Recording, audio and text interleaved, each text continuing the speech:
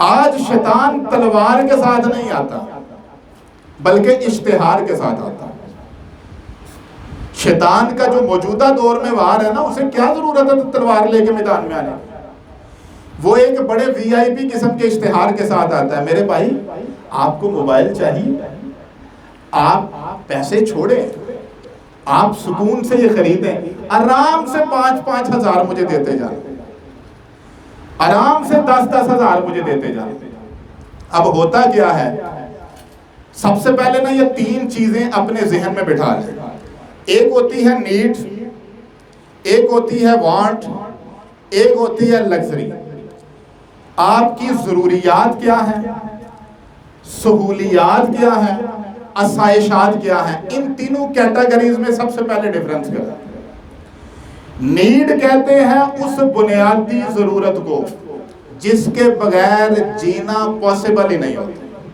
بھائی میں نے روٹی کھانی ہے، اس کے بغیر میں نہیں سروائیو کر سکتا۔ میں نے کپڑا پہننا ہے، اس کے بغیر میں نہیں سروائیو کر سکتا۔ لیکن کپڑا پہننا ہے، روٹی کھانی ہے، روٹی کھانے سے مراد یہ ہے میں یہاں باہر مارکیٹ سے 200 روپے کی بھی روٹی کھا سکتا ہوں، اور اس کے لیے ضروری نہیں ہے کہ میں نے اللہ مالک میں ہی جانا ہے، یا میں جو ہے نا لانچ گرینڈیوز میں کروں گا تب ہی میری سروائیول ہو۔ ڈیفرنس دیکھیں ذرا، ضرورت اور چیز ہے، سہولت اور چیز ہے، آسائش اور چیز ہے۔ ضروریات کے معاملے میں شریعت میں نرمی آ جاتی ہے، اسلام نظریہ ضرورت کا بھی قائل ہے، لیکن وہی جو نرمی ہم سہولیات میں اور آسائشات میں لینا شروع کر دیں تو سارے کا سارا نظام دھرم بھرم ہو جائے گا، پورے کا پورا گھر ٹوٹ کے بکھر جائے گا۔ کیسے؟ میں نے اپنی جاب پلیس پہ جانے کے لیے مجھے بائک چاہیے، میری بیسک نیسیسٹی، اب میری حیثیت نہیں ہے گاڑی خریدنے کی تو میں جا کے قسطوں پہ گاڑی خرید لوں۔ مجھے کس عقل مند نے مشورہ دیا جی؟ اب قسطوں پہ جو میں گاڑی خریدوں گا وہ میری ضرورت میں شامل تھی؟ میری ضرورت میں کیا ہے؟ نہیں، گاڑی میں کیوں لے رہا ہوں؟ اس لیے لے رہا ہوں جی کہ جب بارش ہوتی ہے نا تو میں گیلا ہو جاتا ہوں، میں اپنے کپڑے میرے خراب ہو جاتے ہیں، میں اپنے آفس پہنچتا ہوں مشکل ہوتی ہے، تو بھائی جان 2000 روپے کا رین کوٹ لے لیں، سمپل سی بات۔ اگر آپ گاڑی افورڈ نہیں کر سکتے، آپ نے قسطوں پہ ضرور جانا ہے۔ میں نے آج ہی، میرے ایک دوست ہیں جو میزان بینک میں ہے، میں نے آج صبح ان کو کال کی اور انہیں میں نے کال کر کے کہا کہ یار مجھے بتائیں کہ اگر جو میں نے ویگن آر نکلوانی ہو نیو تو اس کی ذرا کیا اوریجنل پرائس کیا ہے اور ایک ساتھ پہ مجھے کتنے کی پڑے گی؟ کہنے لگے یار ویگن آر بند ہو گئی، میں یار آلٹو تے آ جاؤ۔ اب وہ بندہ چونکہ مجھے بڑی اچھی طرح سے جانتا ہے، میرا بڑا اچھا دوست ہے، تو وہ میری بات کو سمجھ بھی گئے، تو کہنے لگے جی آج کی قیمت ہے 28,31,000 روپے۔ تو میں نے کہا یار کو 3 سال دا پلان یا 5 سال دا پلان 10 مہینوں کی ہے۔ آج میں نے اس سے تقریباً 11:15 بجے کال کی، تو مجھے کہنے لگے کہ کم از کم 40% ڈاؤن پیمنٹ جمع کروانی ہے۔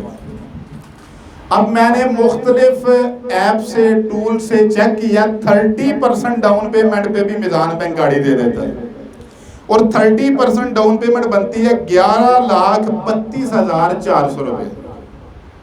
کتنی بنتی ہے؟ 11,32,400 روپے۔ اب دیکھیں ٹوٹل قیمت ہے 28,31,000 روپے، اس میں سے 11,32,400 مائنس کریں تو آپ کی قیمت بنتی ہے 16,98,600 روپیہ، جو پیچھے بچ گئے، جو ہم نے بعد میں پے کرنے۔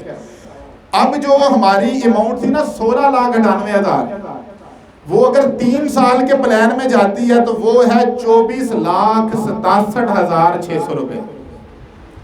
کتنی اماؤنٹ بنتی ہے؟ 24,67,600۔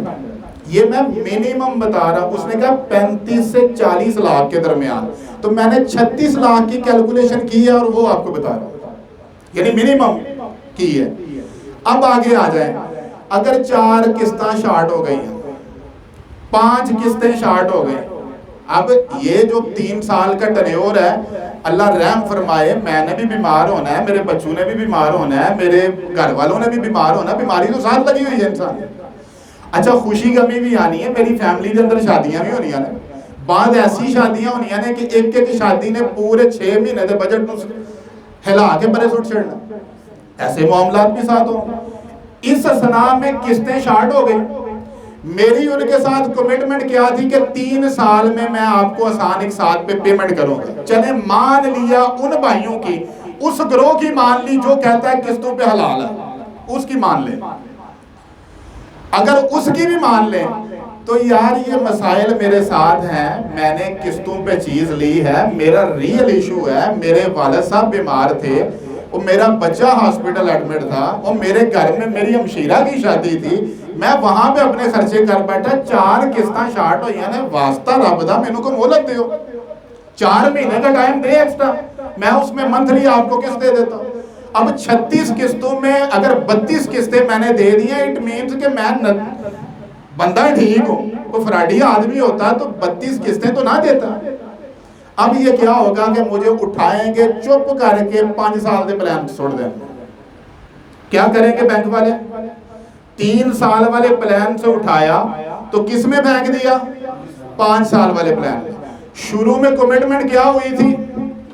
3 سال کی۔ اب اس میں دھوکہ آ گیا، غرض آ گیا، شریعت کے تحت یہ ناجائز ہو گیا، یہ ربا میں آ گیا۔ دنیا کا کوئی اسکالر کسی سکول آف تھاٹ کا اس کو سود سے باہر نکال سکتا ہی نہیں۔ دھوکہ ہو گیا، کمٹمنٹ چینج ہو گئی۔ اب کیا ہوا کہ وہی جو 16,98,600 تھا، جس کو میں نے 24,67,600 پے کرنا تھا، اب خاموشی سے ہی وہ بن گیا 28,67,600۔ میں صرف دادا جی دی قبر تے نہیں، میں پورے محلے دی قبر تے پہ کے رواں گا۔ یہ ظلم ہے، یہ وہ دھوکہ ہے جو ٹوٹلی طور پہ اس چیز کو حرام قرار دیتا ہے۔ اب اس میں قصور کس کا ہے؟ کس کا قصور ہے؟ میں سمجھتا ہوں بینک دا بعد میں میرا قصور ہے۔